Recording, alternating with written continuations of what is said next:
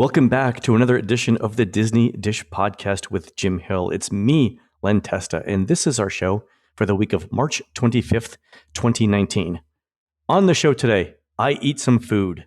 Disney announces a bunch of things to help park capacity this summer and beyond, and an interesting survey asks what kind of rides you want to see in a new theme park. But first, let's bring in the man whose cassette tape of Motley Crue's Home Sweet Home is featured in the Stranger Things Series 3 trailer, one Mr. Jim Hill. Jim, how's it going? You saw the trailer, right? I did see the trailer, and it got me very excited. Yes, more to the point, I may never go to a mall again. Not that I'm going to a lot of malls lately, but, you know, when fully formed evil creatures are next to the Gap, it's like, okay, I'm going home now. I thought that only happened when people were selling the Pepperidge Farm summer sausages during winter. Like, those things are actually evil too, right? What's in them that you can preserve them for that long? These are questions for another time, Len. You know, and more to the point, our attorney would suggest that the Pepperidge Farm people are lovely. That's right. I was completely wrong in my previous statement. I take back everything that I said. There we go. All right, Jim, before we begin, let's do a quick shout out to subscribers over at disneydish.bandcamp.com.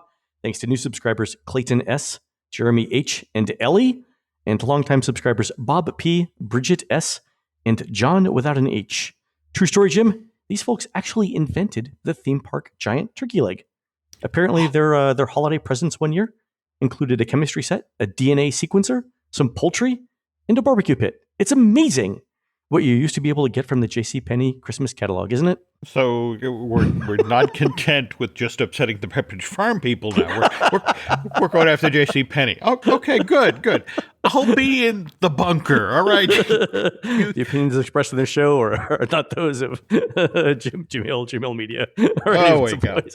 Okay. All right, Jim. Before we get to the news, the restaurant Jaleo opened at Disney Springs last Sunday, and I went. Ooh. This is the place by José Andrés that was supposed to open in December.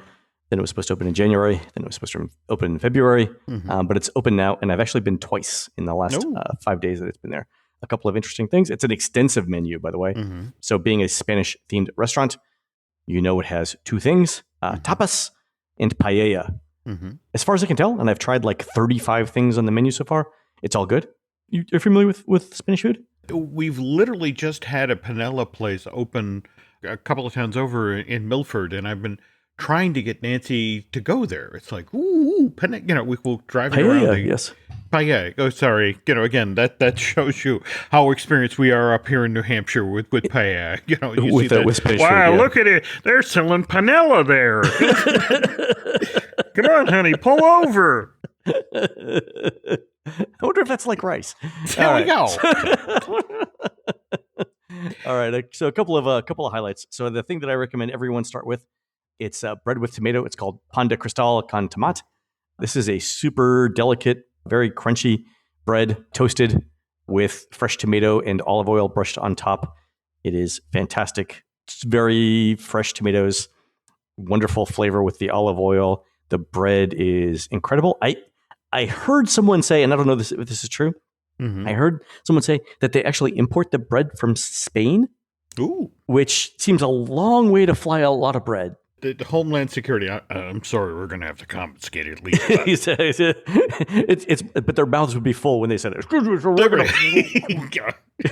You've got something there while you're seeing, like spit bread is flying out of their mouths as they're saying it. You know, you can see how this is going. Oh yeah, this is bad. This is really bad. Yeah. The couple of other interesting things they've got. They do this seared piquillo peppers filled with mushrooms and goat cheese. Delicious. Everyone that I gave this to loved it both times I went. The patatas bravas. So it's fried potatoes with spicy tomato sauce and oil. Delicious. Ooh. You would eat this for breakfast, lunch, and dinner. But I think on the first couple of pages of the menu, the highlight is the Iberico ham. I like Iberico ham. You like Iberico. Are you familiar with this? Iberico? The ham? The cured ham from the Iberico? Ooh, wait a minute. Okay. This is like $160 an ounce. Yes, I seem to recall knocking somebody over once who was going for the last piece. All right. So there are Iberico pigs from Spain. From what I understand, they are pampered like no other animal on Earth. I am understanding that they are hand-fed acorns every day. Every night, their coats are brushed and they are massaged. And the pigs, up to a certain point, Jim, lead better lives than you or I. I was about to say. Up to a certain point. Yeah. Yeah. Okay. Who breaks it to them? Oh, by the way, we're going someplace tomorrow. Oh boy. Exactly. Then the hind legs are cured, or the legs are cured, and it takes like 3 to 4 years for the curing process to be finished. When it's presented here at Jaleo, they bring the entire hind or the entire leg to you, mounted in like a vise, and a server or a waiter with a long, very thin knife will cut paper thin slices of the Iberico ham off for you. And you get a sort of, imagine a 10 or 12 inch dinner plate, but with paper thin slices of Iberico ham sort of covering it, and accompanied with like mini baguettes. It's served at room temperature for a couple of reasons. One, as soon as you put the ham in your mouth, the fat, because it's so thin and it's room temperature, it renders in your mouth. So it's delicious. It is literally the melt in your mouth ham. But it's also very intense and slightly salty from the curing process. It is a unique flavor that you don't get from like prosciutto in Italy. I mean, although I guess it's similar, but it's uniquely Spanish flavor. You can tell Iberico ham from every other kind of ham. It is amazingly done. The interesting thing for me was watching this gentleman cut it. So it's like $160 an ounce for the good stuff. So that's, what is that, a pound? Aaron, I'm doing the calculation. $2,560 a pound. Right. So a good leg weighs about 10 pounds. So every leg is about 25 grand. Hanging up around the Iberico ham station are somewhere between 40 and 60 legs. So you're looking at $1 million worth of pig hanging from the ceiling of Jaleo. And I'm talking to the Iberico ham master. I'm like, what prevents you from just taking this home at night and paying off your mortgage? Like, why haven't you all done this? Why are they all still here? And he looks at me like, yeah, I know, man, I know. Holy cow. But delicious, just delicious. Okay. The other thing that they have, the paellas, obviously. But by the way, so most of the menu is tapas. I think the average price for the tapas, it ranges from like $9 to $16. The Iberico ham is $36. I think the average price is around $13.50 for tapas, which you can split between two people. So, order a few of them.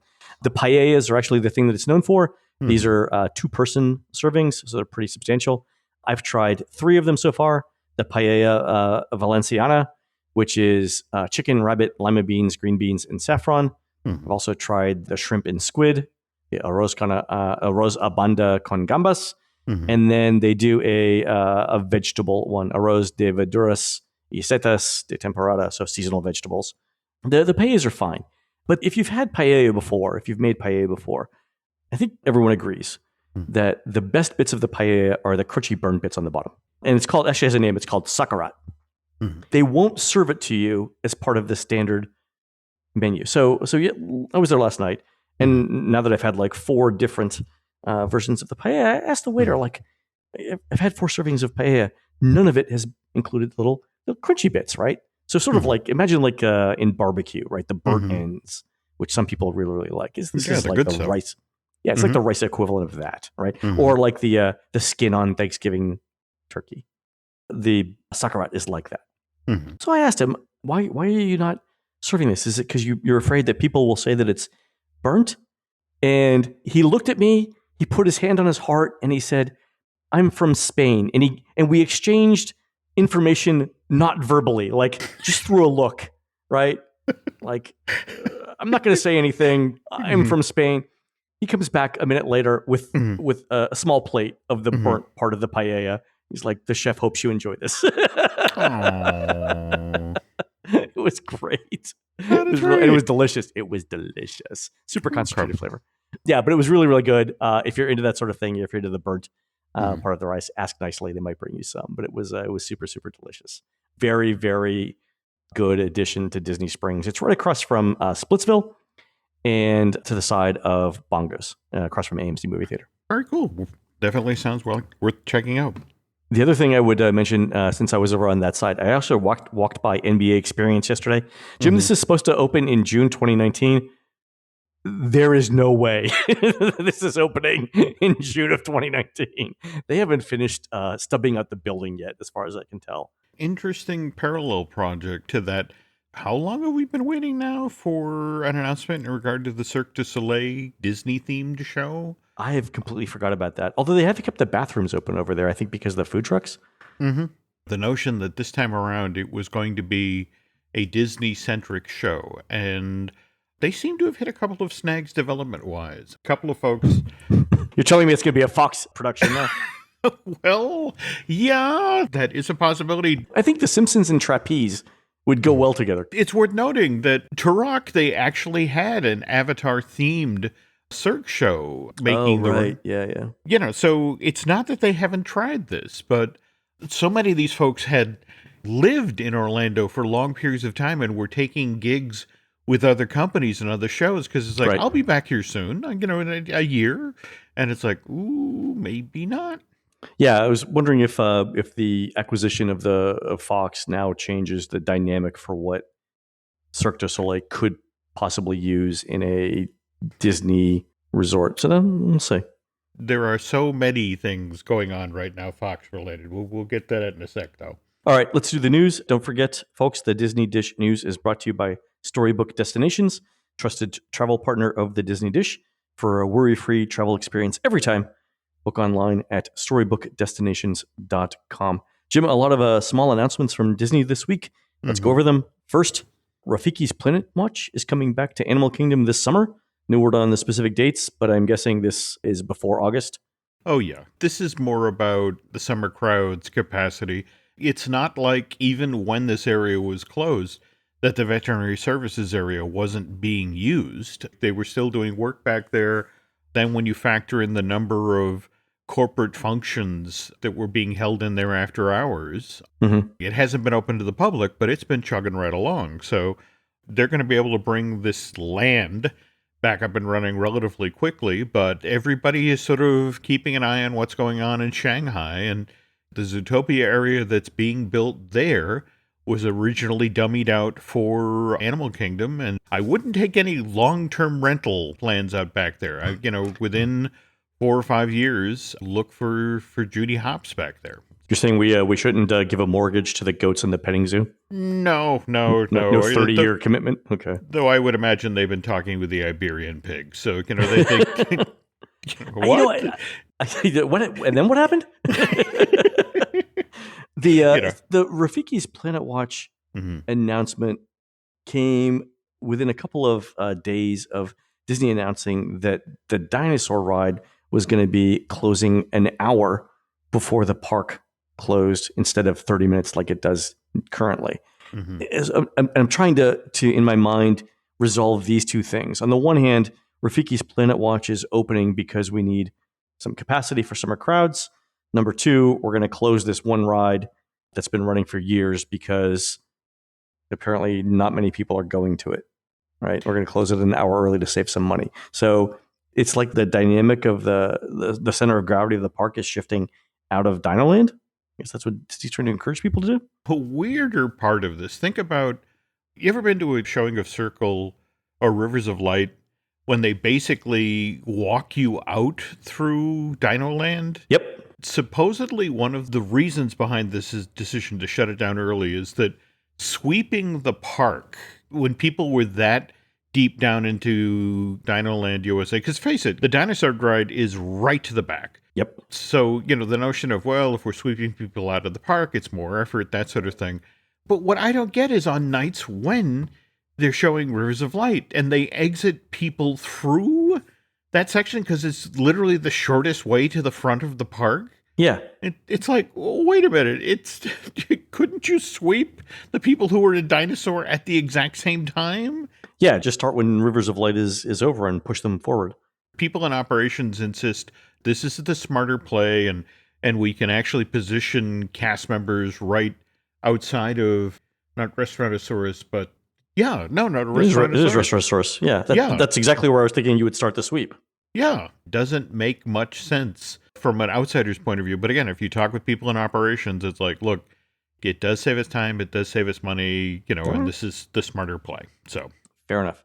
Over at Epcot, Disney's announced a new film called Awesome Planet. Is coming out. It'll be in the old Circle of Life Theater in Epcot's Land Pavilion. No word on when it'll debut or how far along in production the film is. This is the one being done by Industrial Light and Magic, Jim? Yeah, Disney owns Lucasfilm these days. Yeah. So let's make use of the folks we have at the table. The old show that was in the Harvest Theater, Circle of Life. I thought you were going with Symbiosis, with the one before that, but no, okay. This really is about when this park becomes the center of Disney World's 50th anniversary. It's making sure it has as much capacity as possible. I mean, it's really not a coincidence that in kind of the same window of time that we've seen the Disney Play Pavilion giving the company an excuse to bring Wonders of Life back online. This is all about getting ready for the crowds they anticipate for the 50th. And other thing worth noting here is that supposedly with the 50th celebration, you're going to see Epcot change its standard procedure. I mean, we were just talking about them closing Dinosaur an hour early. How often do the Future World attractions these days stay open late? Past 7? So historically, the underperforming or the slower ones Yep. would close at 7 p.m. And then the popular rides, the Test Tracks, the Sorens, Mission Spaces, and so on, would stay open till 9 or whenever the park closed. You're saying that's going to change? You're going to be opening Guardians of the Galaxy, which big news since we last recorded. James Gunn. Yeah, you called that, by the way. Yeah. Well, all we have to do is finish this $71.4 billion deal. We'll be right back to you, James. Hang on. Yeah. So you're going to have a lot of super popular new shows opening in the Future World section. So look for Disney to step away from the standard practice of sort of closing things an hour or so out from Illuminations. I'm going to pause you there because you said Disney to debut a bunch of new shows. None of that has been announced yet. Well, do we want to hold off on that for a bit? Okay. One thing well, again, Speaking I apologize. of lawyers. I have been chatting with friends about the Play Pavilion. Yeah. So let's segue away from the other thing. Let's talk about the Play Pavilion then. You have an interesting rumor here. Yeah. Actually, The Void opened at Disney Springs back in December of 2017. This is the virtual reality experience that I love personally. I think it's fantastic. There are a number of voids around the country right now. And the thinking at Disney, who, by the way, is an investor. They invest in the void, right? Yeah. That we're about to open the Disney Play Pavilion in Epcot. And wouldn't it be smarter in the long run to sort of use the Play Pavilion space as a way to introduce people to the void? Oh, it's fantastic. And there's tons of space there for it, too. Well, there we go. The concerns right now is 4 people at a time can do these individual scenes and that sort of thing. So very low capacity. Also, not for nothing, but Disney's charging $35, or the Void is charging $35 per person. And yes, that is a consideration. But on the other hand, the notion is that if you go with the heroin business plan, Len, that the first taste is free, and then you send these folks home evangelizing about what they just did at in the Epcot. Void. There we go. Where it's $120 to $160 per ticket. Yes. The Play Pavilion is going to be very fluid. You're going to see things come in and out of this space.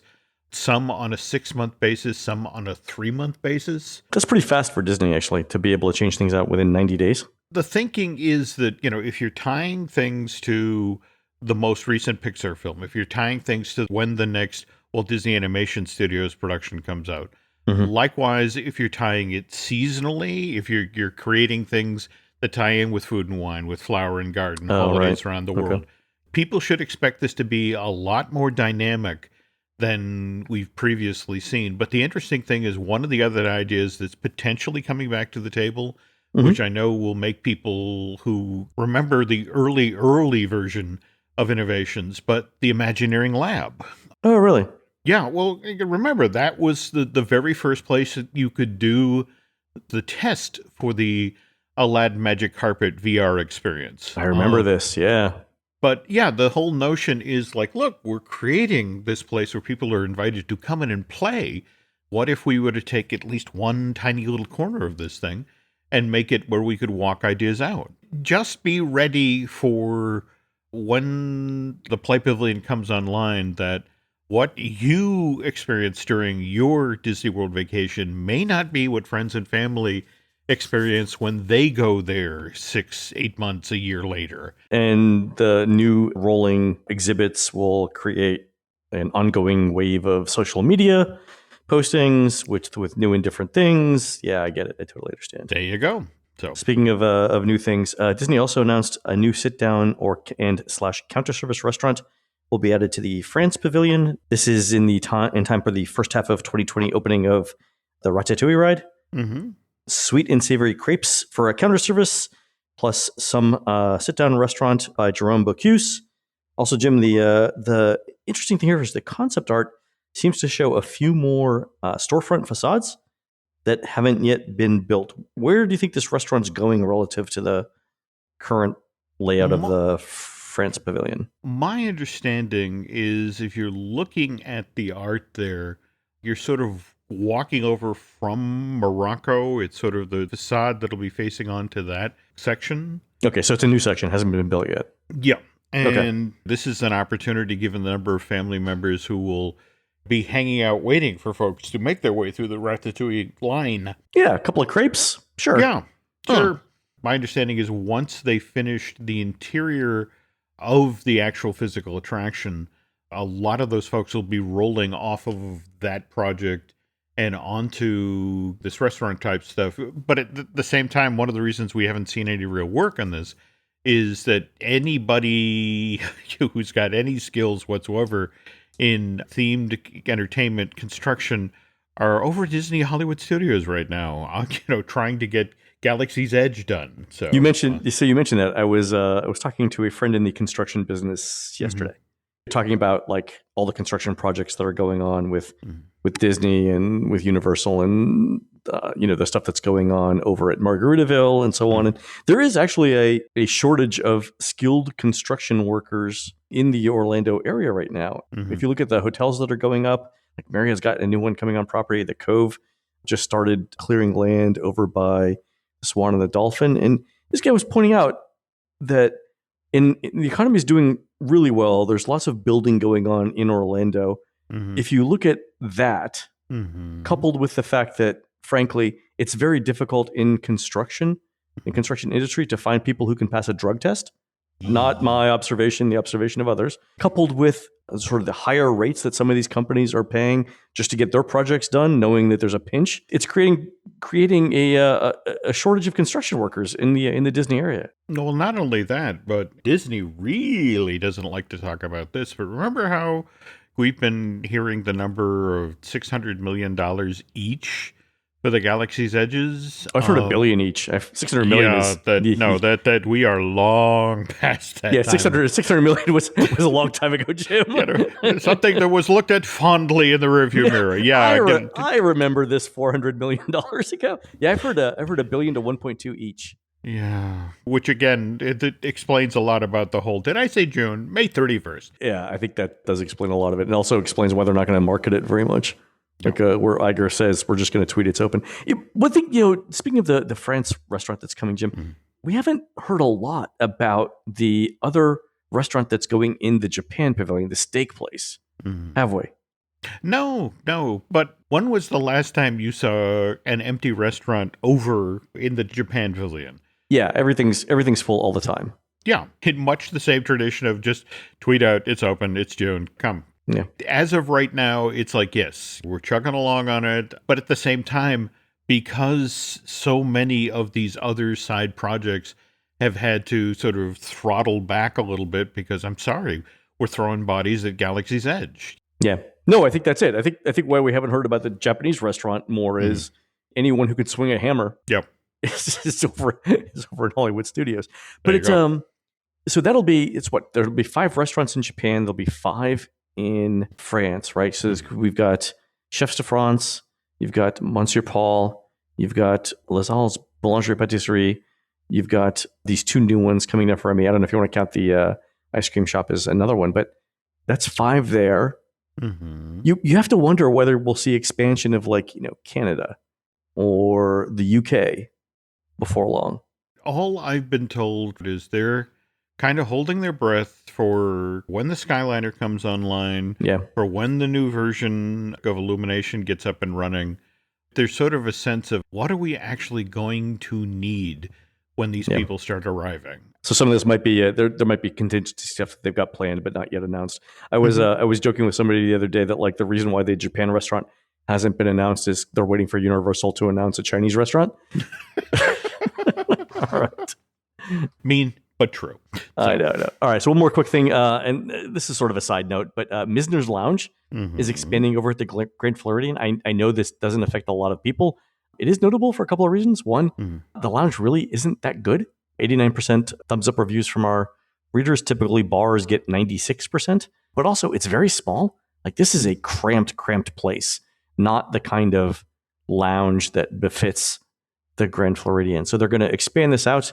From what I understand, they're going to set up a temporary space in the meantime on the first or second floor. And there's also going to be some shopping redos at the Grand Floridian as well. I got to view this as we're not expanding it for the summer, but we're expanding it for the 50th sort of thing. No. I mean, they'll have some space for when Galaxy's Edge opens, but they're really, really concerned about when people come to the Grand Floridian to stay for the 50th anniversary. The other thing, remember, the Bippity Boppity Boutique that's also coming into the... Right. But I guess on the back of the most recent survey you guys did over at the Unofficial Guide and Touring Plans, given where the Grand Floridian landed in that survey, it was the number 1 resort. Yep, number 1 overall. Yeah, not necessarily if you build it, they will come, but if we add more, they will stay longer. They came, we should build more. There we go. All right, Jim, let's take a quick break. Coming up after our break, we look at a new survey Universal has sent out asking guests about the kinds of things they want to see in a new theme park. We would love your opinions on this. And that'll be right back in a second. This episode is brought to you by LifeLock. It's Cybersecurity Awareness Month, and LifeLock has tips to protect your identity. Use strong passwords, set up multi-factor authentication, report phishing, and update the software on your devices. And for comprehensive identity protection, let LifeLock alert you to suspicious uses of your personal information.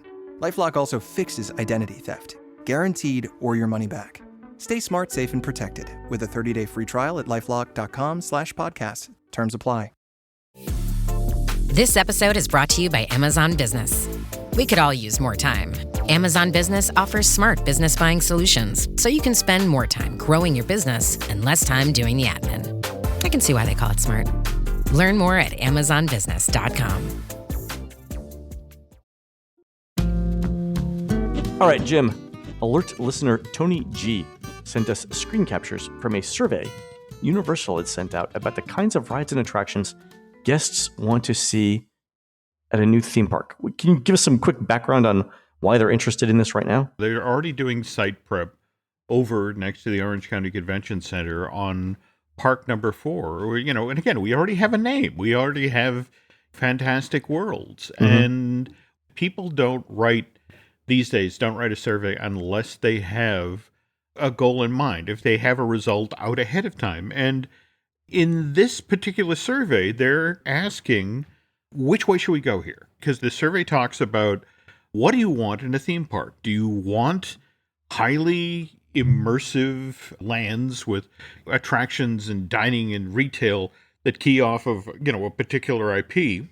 Or do you want standalone attractions that have some theming that are tied to a particular intellectual property, but still, on the other hand, are enjoyable unto themselves? And what's fascinating when they talk about, do you want an interactive experience? And the example they cite is, experiences like the interactive wands at the Wizarding World of Harry Potter, or the interactive banshees at Disney's Pandora, the World of Avatar. Right. So let's go through the questions real quick, and we'll figure out from the kinds of questions that they're asking what Universal is thinking about. So the first set of survey questions starts with this. It says, given the number and variety of each type of attraction at Universal Orlando Resort, would you say that there are currently too many, not enough, or just the right amount of each type. So those are the 3 categories. Not enough, the right amount, and too many.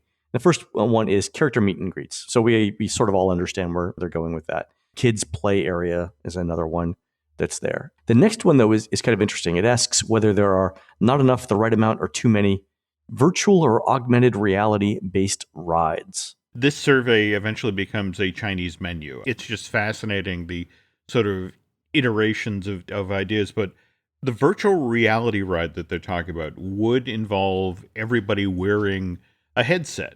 Okay. Whereas the augmented reality, they describe just putting on a set of glasses, and what you would do is then look out with your glasses into a physical set, but you would see elements projected onto it. The scene would be augmented. Right. That's a good differentiation between virtual reality, where the computer generates everything that you see, and augmented reality, where you're looking out into the real world and the computer is just generating certain things that you see.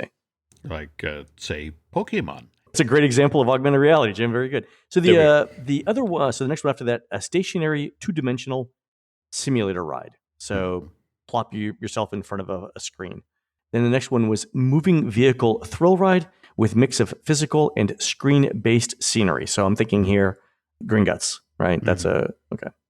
Live shows, thrill coasters, which, okay. Yep. Free fall rides, like so Dr. Doom. Water ride with a drop, that's Jurassic Park. Interactive experiences, and this is sort of a catch-all, right? You'd mentioned the wand here. Yeah. Gentle boat rides. Is there a gentle boat ride in? Well, again, remember, you're building your 4th park here. Oh, you're building a park. Okay, so yeah, all right, fair enough. Moving ride vehicle with 2-dimensional screen-based scenery. So I'm thinking this is the would you like us to build a Nave River journey? Interactive moving vehicle ride. Interactive moving vehicle ride. What is Buzz Lightyear's Space Ranger Spin? Oh, got it. Okay. Yep. All right. Street entertainment, stationary 3D simulator ride. 3D. All right. So with glasses. So Star Tours. There we go. Or Simpsons. Moving vehicle ride with 3D screen-based scenery. So combination of the above. Family coaster. Moving vehicle ride with physical scenery. So big production thing. And then finally a kids coaster. Those were the big choices on the not enough, right amount, and too many. And then after that, the middle section asks, how important are the following elements in your overall experience? So for our listeners out there, Universal is going to ask you to assign 100 points total to the items below. And we're going to list 7 or 8 of them. Imagine you had to give 100 points total to all of them. So how many points would you give to the following? One is character experiences, meet and greets, photo ops, and character interactions. So I think for a lot of people, that would be a pretty decent number of points. Dining, so venues, quality, and variety of food. The type and the quality of the shows, how great the shows are to you.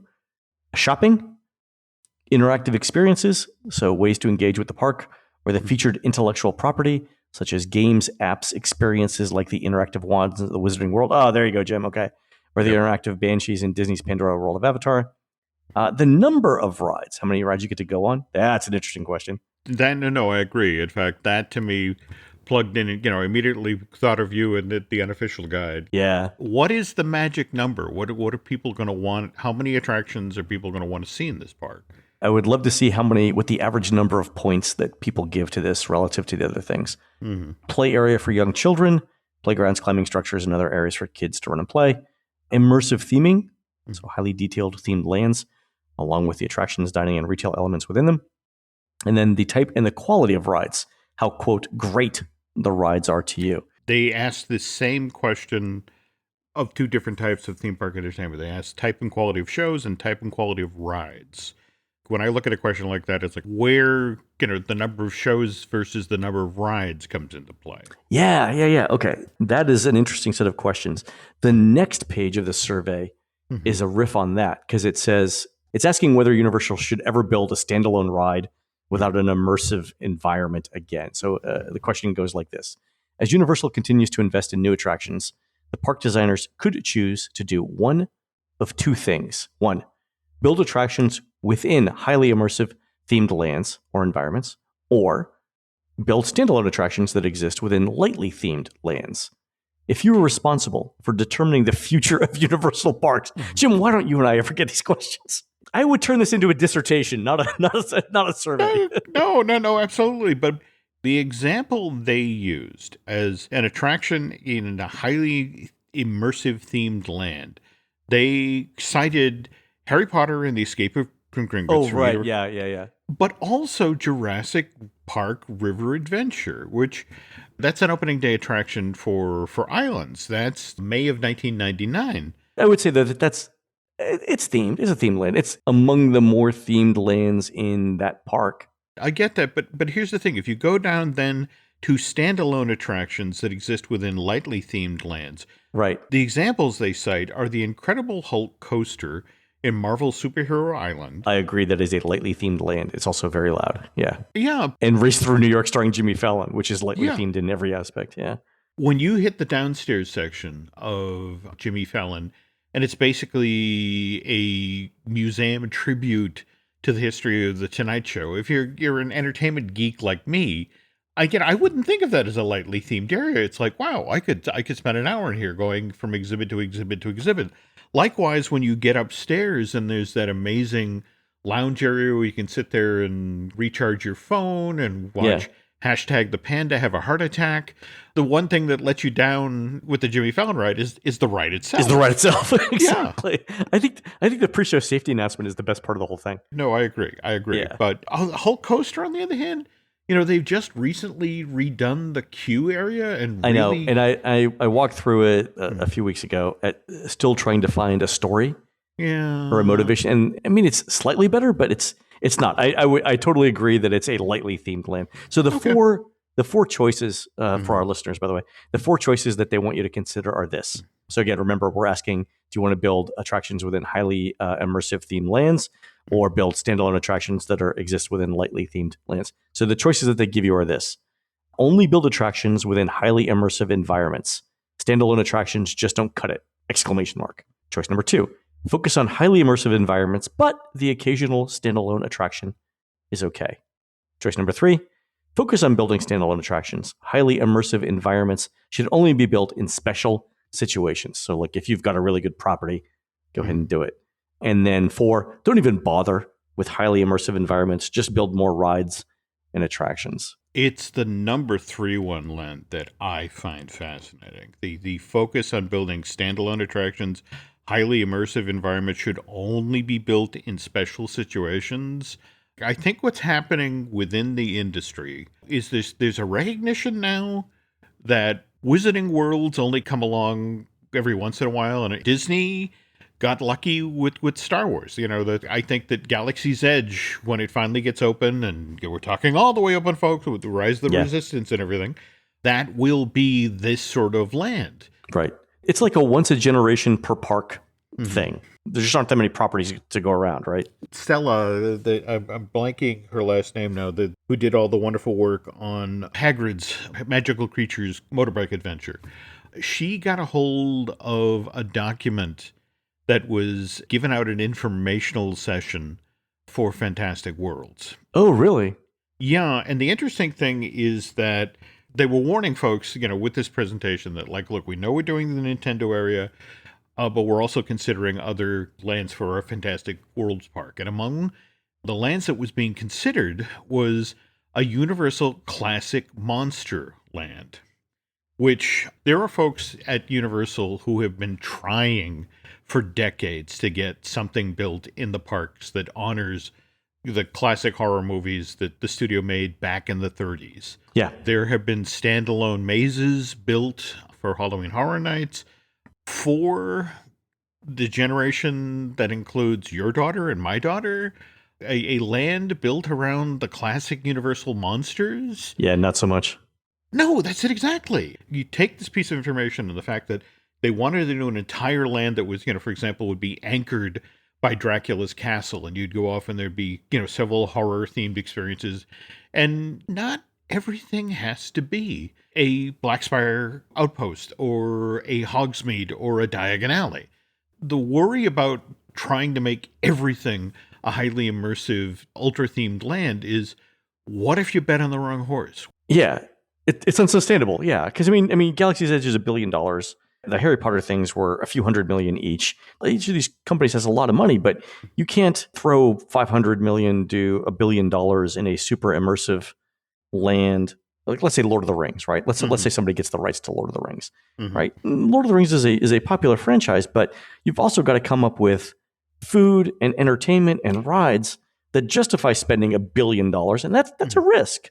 No, absolutely. All the low-hanging fruit is gone. Anyway. Well, but at the same time, you've cut this deal with Nintendo. The original plan for Nintendo was they were going to shoehorn multiple IPs into that chunk of land from E.T. all the way over to where, A Day in the Park with Barney was located. And, right. And then they're like, no, wait a minute. Maybe these are whole, each game is a land. And I guess for me, when you get down into the actual survey and they talk about individual attractions, but they do, they break down, well, all right, what would this attraction be based on? Well, it would be based on a well-known intellectual property based on a movie, or a world-renowned intellectual property based on a TV show. This realization that when you say you're going to Star Wars Land, people understand what that's about, or you get to enter the Wizarding World of Harry Potter. Okay. But does that translate to Alvin and the Chipmunks? I don't know. This is the last part of the survey. And what Jim is mentioning here is that in the last part of the survey, Universal gives you 3 choices of 3 different kinds of rides. And the things that vary are the whether it's located in a not or a lightly themed land, a moderately themed land, or a highly immersive land. And then the kind of ride varies as well. So in one choice, it's you have to pick among the following 3 things. So imagine a free fall or drop tower that is high intensity, that is a physical set with just some scenery in a well-known IP based on a movie with a standalone queue and a light theming, but in a highly immersive themed land. So the queue is lightly themed, but the overall attraction location is in a highly themed land. That's one option, drop tower. The second one is moving vehicle ride on a flat path, moderate intensity, physical set with 2-dimensional screen-based scenery from the survey question we had before, a world-renowned IP based on a TV show. The queue includes a short video pre-show with moderate theming and decor, and the whole thing is located in a moderately themed land. So far, your 2 choices are drop tower in a highly immersive environment with some light theming around the queues, or a moving vehicle ride in a moderately themed land. The third option is boat ride on a path with elevation changes, so falls or drops, lower gentle intensity, 2-dimensional screen-based scenery. So again, Navi River Journey here with maybe a ride drop, lesser known IP, and standalone attraction, not part of a themed land. Those are your 3 choices. And the thing that I saw in this question was you didn't get to pick the combination of kind of ride and immersive environment. Like, to me, a boat ride in a highly themed, highly immersive environment would be the best choice. Wasn't given here. So Universal is saying, I guess what Universal is trying to do here is they're trying to figure out, let's say each of these rides costs $150 million to build. We can spend it on the ride, or we can spend it on the scenery. Which would you prefer? And I think that's what this question is getting towards. Given a fixed budget of X dollars, how would you spend it? Would you spend it on the ride? Would you spend it on the queue? Would you spend it on the environment?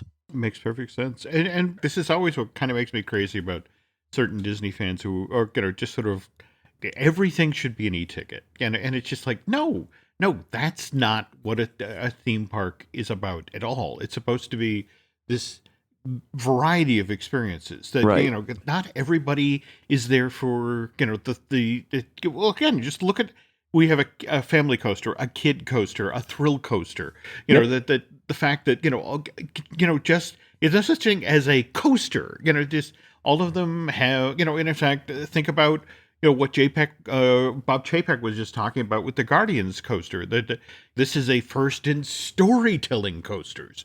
Yeah. Do we roll the dice and take the Harry Potter lesson and go all out with, a park completely, the immersive lands?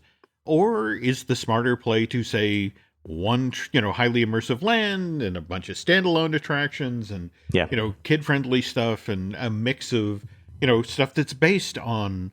But again, think about it. Think about how things have changed, Len. It used to be, you had a Disney that would do would invent an IP, would invent a Pirates of the Caribbean or a Haunted Mansion, and how we've watched over just the past 20 years or so how, you can't really get an attraction built at a Disney park unless it's tied to an IP, a movie or a TV show or an animated series. And the thing that leaps out also about this survey is here they're talking about we're looking to build an attraction that's based on a video game or a comic book. Right. And it's like, yeah.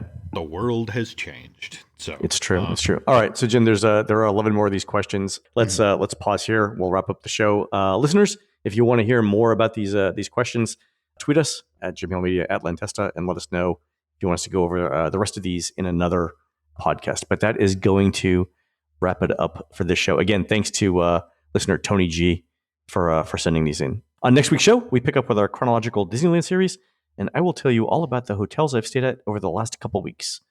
And for more of our shows, head over to disneydish.bandcamp.com. Don't forget, we're produced fabulously by Aaron Adams, just back from Stonehenge, where he was celebrating the start of spring. And go on to iTunes and rate our show and tell us what you'd like to hear next. For Jim, this is Len.